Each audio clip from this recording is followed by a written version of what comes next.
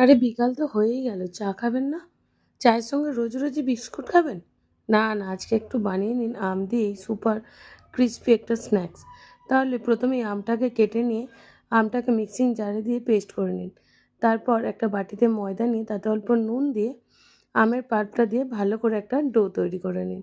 ডোটা হয়ে গেলে এটা থেকে ছোট ছোট কয়েকটা লেচি কেটে নিন। আমি এখানে 5টা লেচি কেটে নিয়েছি। এরপর লেচিগুলোকে যতটা সম্ভব পাতলা করে বেলে নিতে হবে। যতটা সম্ভব পাতলা করে আমি বেলে নিয়ে প্রতিটাকেই বেলে নিয়ে তার মধ্যে একে একে বাটার দিয়ে নিচ্ছি। বাটারটা ভালো করে স্প্রেড করে নিয়ে দিয়েছি অল্প একটু ময়দা, আর ময়দাটাকেও স্প্রেড করে নিয়েছি। ময়দাটাকে স্প্রেড করা হয়ে গেলে একটার উপর আর একটা দিয়ে ভালো করে সবগুলোকেই রেডি করে নিয়ে 15 মিনিটের জন্য ফ্রিজে দিয়ে দিয়েছি। 15 মিনিট পর বার করে এটাকে 4টে টুকরো করে নিয়েছি। এবার পিছন দিক থেকে গোল করে পাকিয়ে নিয়েছি।